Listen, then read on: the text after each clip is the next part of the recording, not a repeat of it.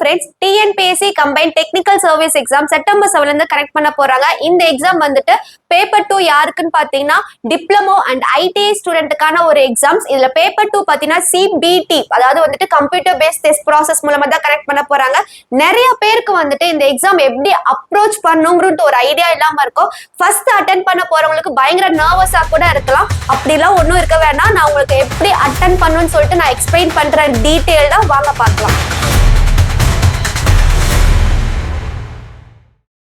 So இதில் பார்த்தீங்கன்னா உங்களோட என்டையர் ஸ்க்ரீனில் ஒரு கொஷின் டிஸ்பிளே ஆகும். அதாவது ஃபர்ஸ்ட் டைம் ஒரே ஒரு கொஷின் தான் டிஸ்பிளே ஆகும். கீழே வந்துட்டு வித் ஆப்ஷன்ஸோட கொஷின்ஸ் அண்ட் ஆப்ஷன்ஸோட டிஸ்பிளே ஆகும். உங்களோட ஸ்க்ரீனோட ரைட் ஹேண்ட் சைட்ல பாத்தீங்கன்னா உங்களுக்கு 200 கொஸ்டின்ஸோட ஆப்ஷன்ஸுமே டிஸ்பிளே ஆகும். இந்த டாப் ரைட் ஹேண்ட் சைட்ல பாத்தீங்கன்னா உங்களுக்கு டைமிங் டிஸ்பிளே ஆகும். இந்த டைமிங் பாத்தீங்கன்னா 3 hours timing total exam durations. ஆனா அந்த 3 hours டைமிங் டியூரேஷன்ல உங்களுக்கு மினிட்ஸா தான் கன்வெர்ட் பண்ணி காட்டுவாங்க. 180 minutes. ஓகேவா? 180 minutes பாத்தீங்கன்னா ஃபார் நார்மல் கேண்டிடேட்டுக்கு, டிஃப்ரெண்ட்லி ஏபிள் கேண்டிடேட்க்கு வந்துட்டு 240 minutes வந்துட்டு டிஸ்பிளே ஆகும். ஸோ இந்த டைமிங் பார்த்தீங்கன்னா உங்களுக்கு வந்துட்டு கீப் ஆன் ரெடியூஸ் ஆகிக்கிட்டே இருக்கும். 180 minutes 179 minutes அந்த மாதிரி ரெடியூஸ் ஆகிட்டே இருக்கும். எப்போ அது 0 ரீச் ஆகுதோ ஆட்டோமேட்டிக்காக உங்களோட ஸ்க்ரீன் வந்து சப்மிட் ஆயிடும். நீங்கள் சப்மிட் கொடுத்தாலும் ஃபைன், நீங்கள் சப்மிட் கொடுக்கலனாலும் உங்களோட ஆன்சர் ஷீட் வந்துட்டு எவால்வேட்டுக்கு போயிடும். இப்போ உங்களோட நான் உங்களுக்கு என்ன சொன்னேன், என்டையர் ஸ்க்ரீனில் ஒரு கொஷின்ஸ் டிஸ்பிளே ஆகும். ரைட் ஹேண்ட் சைட்ல உங்களுக்கு 200 கொஷின்ஸோட ஆப்ஷன்ஸ் டிஸ்பிளே ஆகும். நான் சொன்னேன்னா இந்த 200 கொஷின்ஸோட ஆப்ஷன்ஸ் கன்ஃபியூஸ் ஆகும் நமக்கு. இப்போ ஃபார் எக்ஸாம்பிள் பார்த்தீங்கன்னா உங்களுக்கு வந்துட்டு 22 கொஷின்ஸ் அட்டென்ட் பண்றீங்க. ஆனா இந்த சைட் பார்த்தீங்கன்னா உங்களுக்கு 200 கொஷின்ஸோட ஆப்ஷன்ஸுமே டிஸ்பிளே ஆகும். அப்போ நான் எதுக்கு ஆன்சர் பண்றேன்னு சொல்லிட்டு கன்ஃபியூஸ் ஆவீங்கல்ல. ஸோ அதை தீர்க்கறதுக்காக தான் உங்களுக்கு என்ன கொடுத்துருக்காங்க, கலர் டிஸ்பிளே கொடுத்துருக்காங்க. இந்த கலர்ஸ் எப்படின்னு உங்களுக்கு வந்துட்டு சொல்றேன். இந்த கிரே கலர் இருக்குல்ல, கிரே கலர் பார்த்தீங்கன்னா நீங்க ஆன்சர் கொஷின்ஸ் வந்துட்டு விசிட் பண்ணலன்னு அர்த்தம். 200 கொஷின்ஸ் இருக்கு. இந்த 200 கொஷின்ஸ்ல 200 கொஷின்ஸுமே விசிட் பண்ணலன்னா இங்க கிரே கலர்ல 200 கொஷின் நாட் விசிட்டட்னு காட்டும். இல்ல நான் 100 கொஷின் விசிட் பண்ணிட்டேன்னா நாட் விசிட்டட் 100 கொஷின்ஸ், ரிமைனிங் இருக்கிற நாட் விசிட்டட் 100 கொஷின்ஸ் சொல்லிட்டு ரினோட் ஆகும். ரெட் கலர் பாத்தீங்கன்னா நீங்க ஆன்சர் பண்ணலன்னு அர்த்தம். இப்போ இந்த ஸ்கிரீன்ல பாத்தீங்கன்னா கிரீன் கலர் வந்து டிக் ஆயிருக்கு. ஆனா அங்க எக்ஸாம் சென்டர்ல பாத்தீங்கன்னா உங்களுக்கு ஃபுல்லா ஷேட் ஆயிருக்கும்.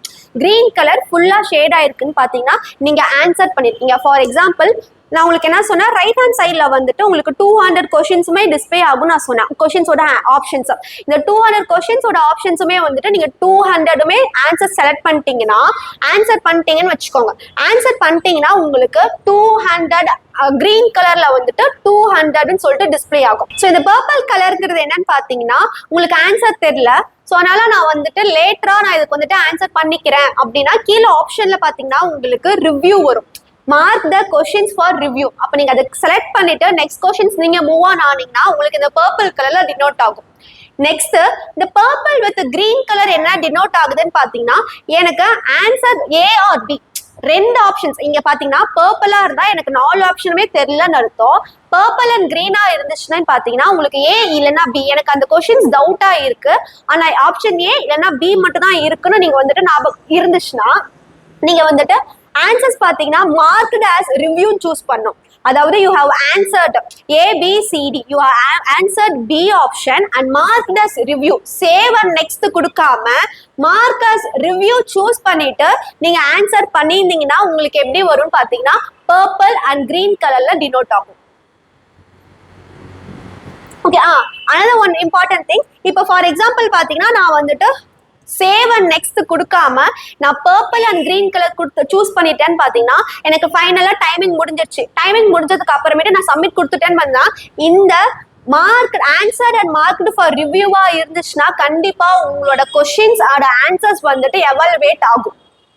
சப்போஸ் பர்பிளா இருந்துச்சுன்னா உங்களோட ஆன்சர் எவாலுவேட் ஆகாது, அதாவது கணக்கு எடுக்க மாட்டாங்க. நெக்ஸ்ட் பாத்தீங்கன்னா உங்களோட என்டையர் ஸ்கிரீன் கீழே பாத்தீங்கன்னா greater simple and smaller simple denote ஆகும். கிரேட்டர் ஆரோ சிம்பிள்ங்கிறது என்னன்னு பாத்தீங்கன்னா நான் உங்களுக்கு ஆல்ரெடி என்ன சொன்னேன், உங்களோட என்டையர் ஸ்கிரீன்ல வந்துட்டு கொஸ்டின்ஸ் டிஸ்பிளே ஆகும், ரைட் ஹேண்ட் சைட்ல ஆன்சர்ஸ் டிஸ்பிளே ஆகும்.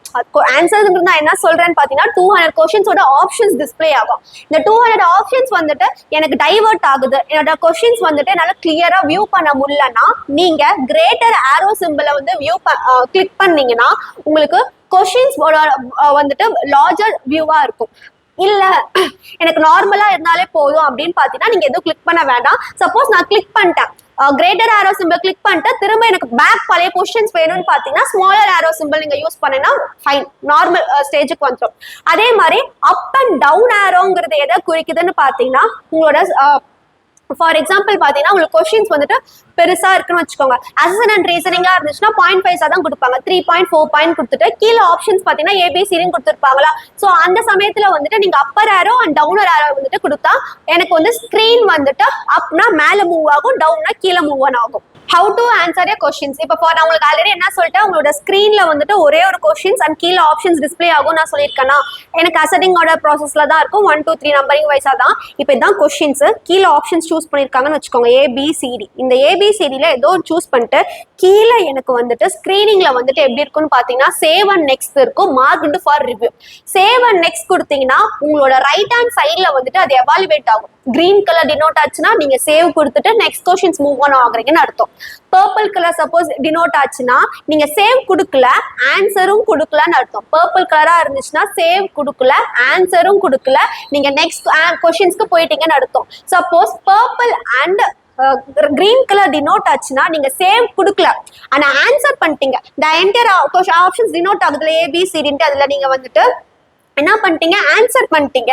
ஆனா நான் சேவ் கொடுக்காம மார்க்டு ஃபார் ரிவ்யூ கொடுத்துருக்கேன். மார்க்டு ஃபார் ரிவ்யூவா இருந்துட்டு எனக்கு என்ன வரும்னு பாத்தீங்கன்னா பர்பிள் கலர் அண்ட் கிரீன் கலர்ல டினோட் ஆச்சுன்னா நீங்க எனக்கு அந்த கொஸ்டின்ல டவுட் இருக்கு, இருந்தாலும் சப்போஸ் எனக்கு டைமிங் பத்தல, 180 மினிட்ஸ்ல வந்துட்டு எனக்கு டக்குன்னு டைமிங் முடிஞ்சாலும் நான் வியூ பண்ண முடியலனாலுமே என்னோட அந்த கொஸ்டின்ஸ் வந்து என்ன ஆகும்னு பாத்தீங்கன்னா எவாலுவேட் ஆகணும். அந்த ப்ராசஸ்க்காக நான் யூஸ் பண்றதா வந்துட்டு purple and green colour. So இங்க பாத்தீங்கன்னா நான் உங்களுக்கு என்ன சொல்றேன், எப்படி ஒரு கொஸ்டினை செலக்ட் பண்றதுன்னு அர்த்தம். இங்க பாருங்க கீழே பட்டன்ல சேவ் அண்ட் நெக்ஸ்ட் இருக்கும், இங்க ஆப்ஷன்ஸ் இருக்கும். அந்த ஆப்ஷன்ஸ்ல ஏபிசிடி இப்போ பி சூஸ் பண்ணிட்டு சேவ் அண்ட் நெக்ஸ்ட் கொடுத்துட்டீங்கன்னா ஃபைன். சப்போஸ் நான் பை மிஸ்டேக்கா பிக்கு பதிலாக நான் சி சூஸ் பண்ணிட்டேன்னு வச்சுக்கோங்க, கீழேயே ஒரு ஆப்ஷன்ஸ் இருக்கு, கிளியர் ரெஸ்பான்ஸ் பட்டன் இருக்கு, அதை நீங்க கிளிக் பண்ணீங்கன்னா திரும்ப ஃபர்ஸ்ட்ல இருந்து வர மாதிரி இருக்கும். அதாவது எந்த ஆன்சர்ஸுமே செலக்ட் பண்ணல, அந்த கொஸ்டினுக்கு மட்டும் தான் செலக்ட் பண்ணலன்னு அர்த்தம். ஃபார் எக்ஸாம்பிள் 2ங்கிற கொஸ்டினுக்கு பிங்கிற ஆப்ஷன் பதிலாக நீங்க சி சூஸ் பண்ணிட்டீங்கன்னு வச்சுக்கோங்க. ஐயோ நான் பி சூஸ் பண்ணதுல சி சூஸ் பண்ணிட்டேன்னா கிளியர் ரெஸ்பான்ஸ் பட்டன் கிளிக் பண்ணிட்டீங்கன்னா அந்த சி வந்து கேன்சல் ஆகி திரும்ப நீங்க சூஸ் பண்றதுக்கான ஒரு ஆப்ஷன்ஸ் கொடுக்கும் ஏபிசிடி. ஸோ இப்போ நீங்க திரும்ப பி சூஸ் பண்ணிக்கலாம். நெக்ஸ்ட் பாருங்க ஆடட் இன்ஸ்ட்ரக்ஷன்ஸ் பாத்தீங்கன்னா அடிஷனல் இன்ஸ்ட்ரக்ஷன்ஸ்ங்கிறது இப்போ உங்களோட டெக்னிக்கல் பேப்பர் தானே நம்ம அட்டெண்ட் பண்ண போறது. டெக்னிக்கல் பேப்பர்ல வந்துட்டு கொஸ்டின்ஸ் அண்ட் டயக்ராம்ஸோட கொடுத்துருக்காங்க. எனக்கு அந்த டயக்ராம் வந்துட்டு ப்ராசஸ் வந்துட்டு ரொம்ப ஸ்லோவா வியூ ஆகுதுன்னு வச்சுக்கோங்க. எனக்கு அந்த டயக்ராமை நான் வந்துட்டு என்லார்ஜ் பண்ணணும்னா அந்த டயக்ராமை கிளிக் பண்ணிட்டு மவுஸை ஸ்க்ரோல் பண்ணாலே போதும், எனக்கு அந்த டயக்ராம்ஸ் வந்துட்டு வியூ ஆகும். அனதர் இம்பார்ட்டன்ட் திங்ஸ், யாரும் ஆல் பிராக்டிஸ்ல இன்வால்வ் ஆகாதீங்க, ஈஸியா கேப்சர் ஆயிடுவாங்க. சர்வேலன்ஸ் கேமராவும் ப்ரொவைட் பண்ணிருப்பாங்க, வெப் கேமராஸுமே ப்ரொவைட் ஆயிருக்கும். சோ யாரும் ஆல் பிராக்டிஸ்ல இன்வால்வ் ஆக கூடாது. இன்வால்வ் ஆயிருந்தீங்களா, சப்போஸ் தெரியாம பண்ணியிருந்தீங்கன்னா உங்களோட டிஎன்பிஎஸ்சி கனவே பெரிய கொஸ்டின் மார்க் உங்க பிளாக் லிஸ்ட்ல போட்டுருவாங்க. So be careful. Okay friends, all the best. Exams நமக்கு ஈஸியா தான் வரும், சிலபஸ் வைஸா தான் நமக்கு கொஸ்டின்ஸ் கேட்பாங்க. அவுட் ஆஃப் சிலபஸ்ல இருந்து ஒரு கொஸ்டின்ஸும் நமக்கு கேட்க மாட்டாங்க. சோ சிலபஸை கவர் பண்ணிட்டு போங்க, கண்டிப்பா செலக்ஷன் லிஸ்ட்ல வந்துருவீங்க.